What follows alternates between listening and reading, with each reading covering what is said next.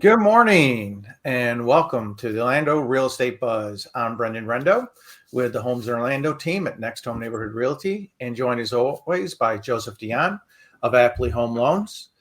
And it's been a good week. A lot of economic news popping out. I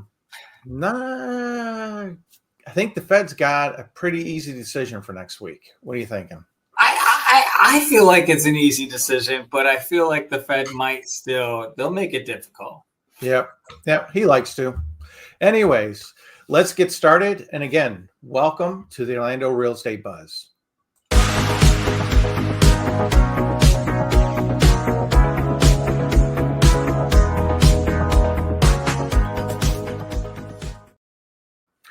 So, Joe, even though the federal government can't get their stuff together yet as far as jobs numbers and some other reports, we have gotten some not so great news over the past 2 days as far as the jobs outlooks go. And the first one was ADP yesterday. This was not healthy at all. I mean, annual pay was up 4.4%. Like, there's always some positive news there. Mm-hmm. But seeing jobs shed, that's continual. Like, this is a sign. Like, we're seeing the data picks back up, and we're already seeing that what we know is occurring is actually occurring. Yep. And we've talked about it, and a lot of times your gut tells you what's really going on. Less the numbers, less everything else. Just your gut does. So we've shed 32,000 jobs in November. Mm-hmm. Now, looking a little deeper into it, this was interesting because we're in what's considered the South Atlantic area, Florida, Georgia, that area. Mm-hmm. We shed nearly 78,000 jobs. Ooh. That's a lot.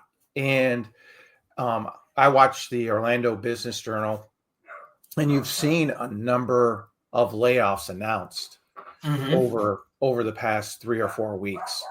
Companies downsizing, kind of preparing themselves for next year. And you're seeing a lot of that. And then this morning, the Challenger report came out, which is the projection of layoffs going on. Yeah. And we're looking at roughly 71,000 price cuts going on. Or excuse me, not price cuts, but layoffs. You got the pup in the background. It's distracting. Yeah, Joey's. but it is like this is the Challenger is like this is what's being. These are larger companies that are reporting this, and that's a big number. And to see that number right now in December, like usually you see it kind of soften during the holidays. Like companies,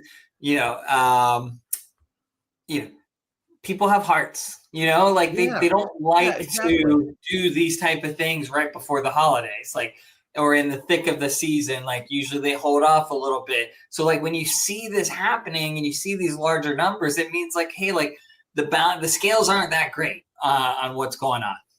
Yeah, you're looking at a lot of companies, and they're probably looking at end of year numbers and saying, I've got to get these numbers boosted a little bit for mm-hmm. for my shareholders. And one way I can make those numbers look a little bit better is to do some layoffs. So that's, no one likes to do it during the holidays. So that tells you that their numbers are actually really tight, and they're trying to find ways to make those numbers look better overall for people. Mm-hmm. But looking long haul, these continued layoffs is not a good look for the overall economy whatsoever. Mm-hmm. And people who are out there looking for jobs now have more competition and less jobs being offered out there. Yep. So it's gives you that feeling that the overall economy isn't looking so great.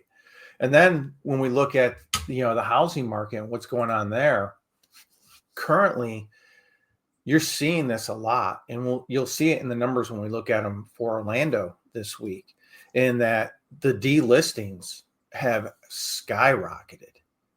And right now, roughly about 28% of sellers have taken their homes off the market. That's a big number of homes. Yeah, that's a lot. So they're taking them off because they feel that they're not, a lot of them feel like they're not getting the price that they should be getting for their homes. But again, I think a lot of this comes back to real expectations for the sellers. Are the agents giving what I would consider a real expectation for what that house is going to sell for? Still, we're fighting every day to get over that mindset of, hey, this isn't COVID. Your house isn't going to continue to go up in value. And we saw last week with the numbers that, hey, Orlando, 85% of Orlando's values have gone down over the past year. So, I mean, we got into it with an offer we made where, you're looking between the $600,000 $700,000 market, and the houses aren't pristine.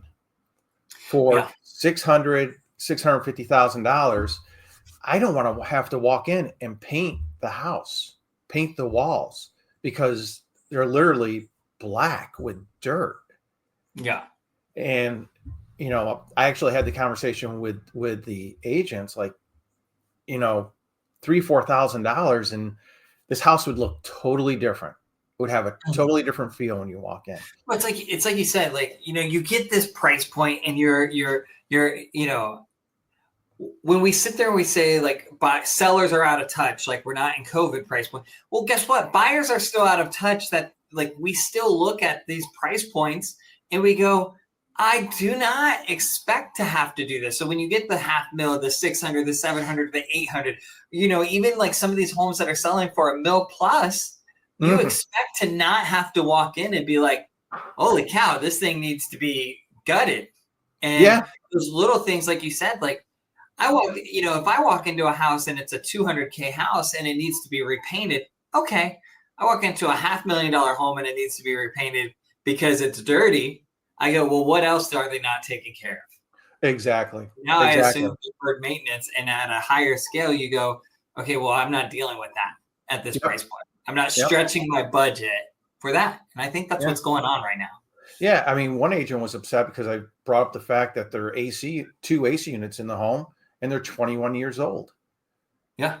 They got to be replaced. I mean, it's just a fact. It's not, I'm not trying to be a jerk, not trying to, but you want my buyer to take on that burden. Why would I do that to my buyer? I'm just not going to do it. And I ran some interesting numbers this morning real quick because I wanted to see this. There's 3,305 homes for sale in Orange County right now. Okay. Of that, 1,367 of those homes are 90 days or more on the market.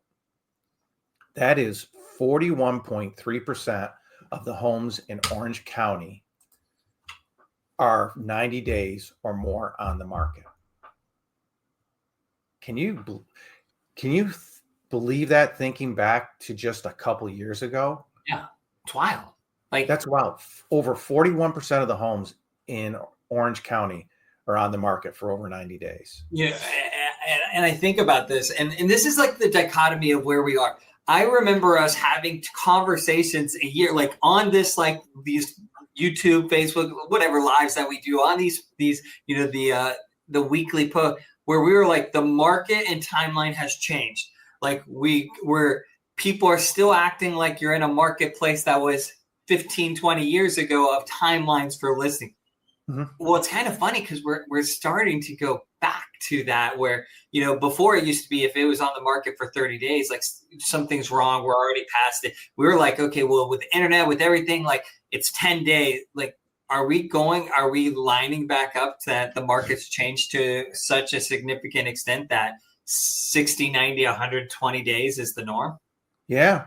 Is what a seller should be expecting now, but conversely, when it shows beautifully, it sells like that. Yeah. The homes that are taken care of. I've got a fantastic new listing that went live this morning, but he has maintained everything. You walk in, the house is spotless. You don't have to paint anything. You don't have to touch up anything. We went through, made sure, the few things that need to be fixed got fixed. Mm-hmm. And you literally, at a $400,000 price range, can walk into this house and just put your furniture down and not have to worry about anything. Mm-hmm. And those are the ones that are still selling. To me, I think a lot of realtors are afraid to have that real tough conversation with their sellers that, Mm-hmm. hey, 90 days on the market, there's something. You've got to have, if you're not getting showings, you're not getting feedback, but Mm-hmm. it just tells you. We've always gone by a rule of thumb that if I'm getting 3 showings a week on a house, I've got it in the ballpark. But if I'm getting 3 showings and I'm not getting an offer, then I'm a little bit high, So Mm-hmm. there's something, and to just let your house sit on the market and not either change price or go in and, from the feedback, hey, maybe I need to spend, $3,000, $4,000 to get this house painted to make it shine up a little bit, some simple things. I just think a lot of real estate agents are afraid to have those conversations with a lot of their sellers because they're afraid of losing the listing. So, but that kind of rolls into what Zillow's showing as far as discounts that are being provided. Based on their October numbers, these are some of the largest discounts that we've seen on houses in a long time. The average discount right now is roughly about $25,000 per house. Mm-hmm. Which, when you think of when we go through our numbers, that's pretty darn close to exactly what it is here in Orlando. Yep. So there's plenty of opportunities, and the pool of buyers is so small that sellers you're going to have to adjust. And right now, what I have to say to buyers though is, boy, this next month can be an absolutely fantastic month to go out and get a house under contract. And Joe, I know this for a fact, can still get it closed before the end of the year. Yeah. So that you can get your homestead. If we get you get under contract before the end of the weekend, I feel good.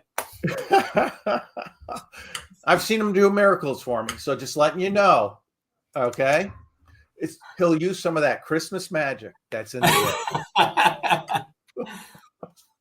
So, but you're looking at the discounts that are being given, and then the builder sentiment has decreased. And here's the big thing with them. Right now, they've cut on 41% of their homes, their sales prices. Wow. So builders are cutting prices. Sellers are cutting prices. We're negotiating discounts. So as a buyer, this month really can be one of the best months for you to get out there and take advantage of what's going on in the market. And with all this going on, we went with the Fed. What were we at about 2 weeks ago? About 43%, 37%? Yeah, below 50% on a Fed rate cut. It was wild. Rate cut. And you've seen a little tidbit in the news. Oh, if we think the Fed signaled.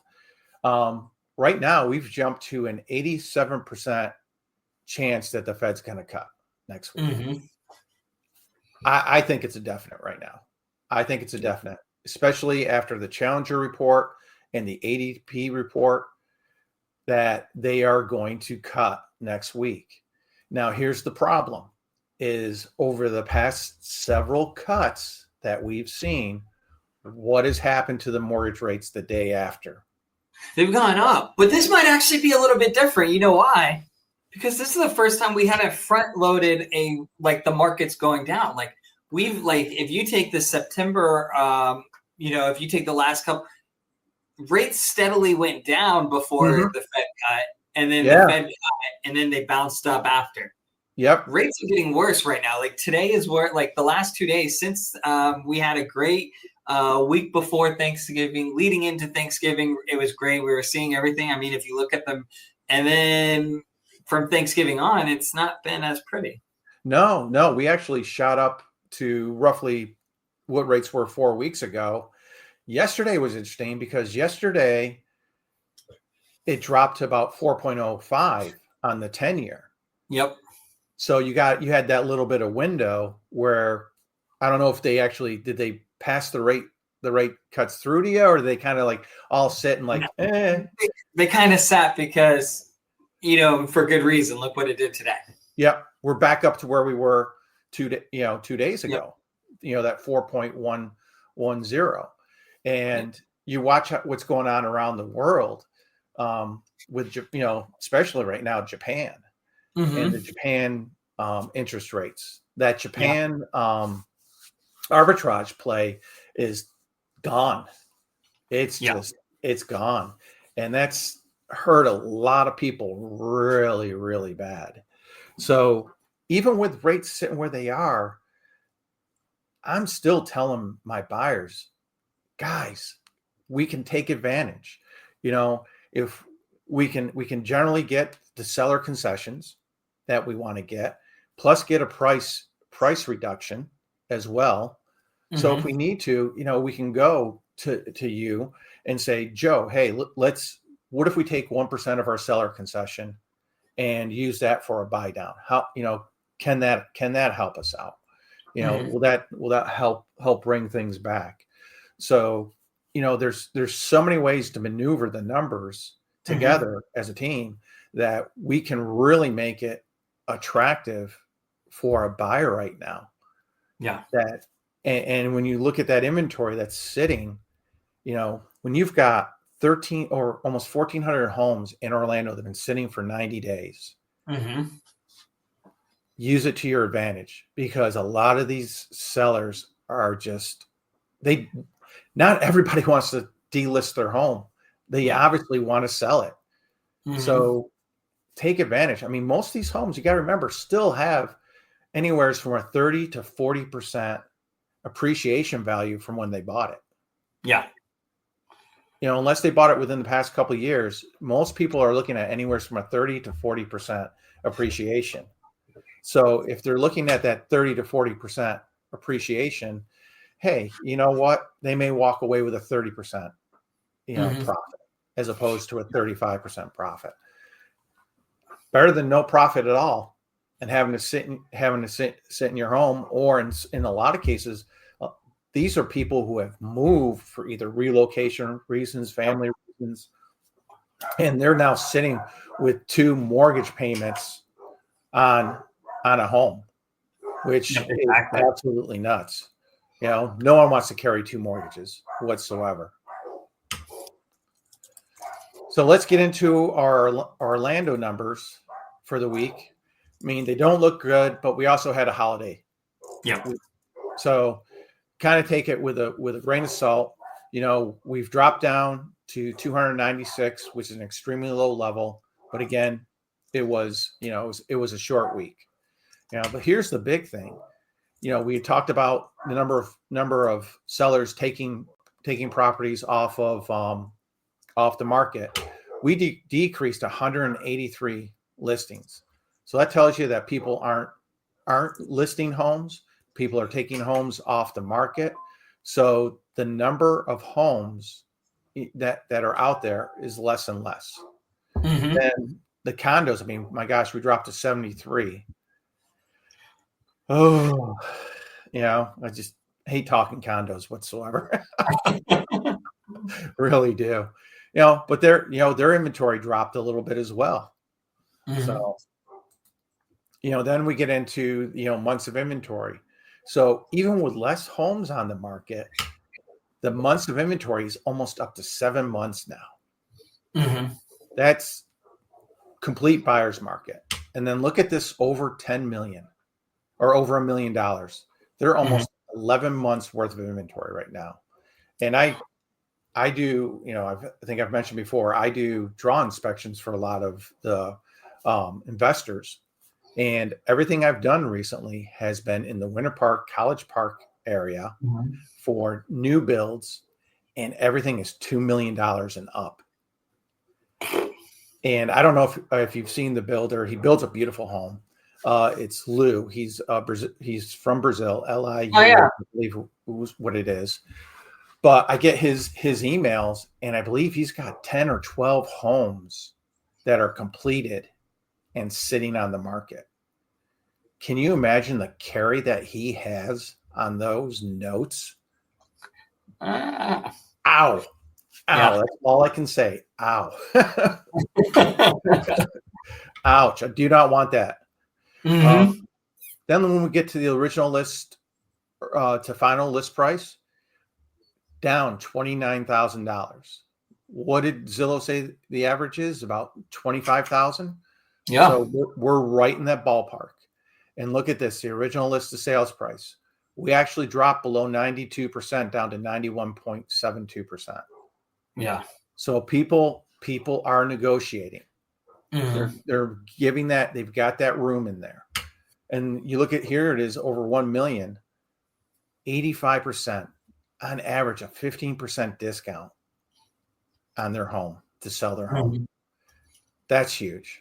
That's really huge. And then you see graphically our weekly sales, and you see how it's, I mean, we took a dive. The week before was rather good, but you know, took a dive. It'll be very interesting to see what happens in December. And then really since mid-October, we have had a continual decrease in the number of homes on the market. I got a feeling that December, we're not going to see a lot of new listings. I think just a lot of people, it's been a, I think economically a very exhausting year for a lot of people. Yeah. And I think until the second week, usually the second week of January is when we start seeing new homes pop on the market. I think that's when we'll start seeing that inventory increase. But we're still up, over 17% in inventory over last year, which that's still a good amount of inventory that's sitting out there on the market. Then in the condos, months of inventory, we're actually 13 and a half months of inventory. That's just a little bit. Just a little bit. 34 months, almost 3 years of inventory. Almost 3 years of inventory. I mean, that's wild. And what's amazing, that's only 298 units. But how do you explain to your seller, oh, it actually is, you may take up to 3 years to sell your house. Depending on how it's priced. I mean, that's not a discussion I would love to have whatsoever. Yeah, that's a tough one. But original list to sales price, 92.5%. So again, plenty of opportunities out there for the buyers right now. If you're in a position in December, man, you have all the leverage is on your side as a buyer right now. Yeah. All the leverage. I mean, especially if you find two houses that you're going back and forth on. Hey, nothing wrong with putting in two offers and seeing which one's willing to bend the most. Strategy, right? And use to your advantage. It's not always, because let's be real. Sellers used it to their advantage in 2020. They sure did. Yep.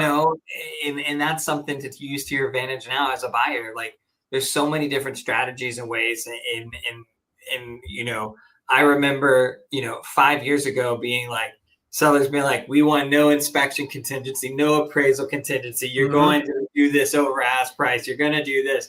Oh, by the way, if you want to buy this home, you might have to sweeten the pot. I mean, I saw stuff where people were like, we'll buy you Super Bowl tickets. Yeah. We'll let you stay, the guidelines were you couldn't go over 60 days, but there were people trying to get, 90 days post occupancy out of it. And I remember a friend of ours, Josh's house. I think we ended up with 34 offers. Yeah. Did one open house and the place was packed the entire time. Yep. And got like 34 offers. Oh my gosh. Like, okay, let's go through them. Sat down at the table. Let's go through them one at a time. No, no. Throughout like the first 30 of them, because they weren't even close to what the other people were offering, and it was just absolutely amazing how it went. But now you're right. It's, hey, buyer, use it to your advantage. Well, they're looking at another house. Yeah, they are. Yeah. We're not, if it's not what we want, we're not going to bend. We don't have to bend right now. Yep. It's how bad do you actually want to sell this house? So anyways, great to see you again. Thank you all for joining us here at the Orlando Real Estate Buzz. We'll be back next Thursday. If you're on YouTube, Facebook, please like and subscribe and join us every week. Take care.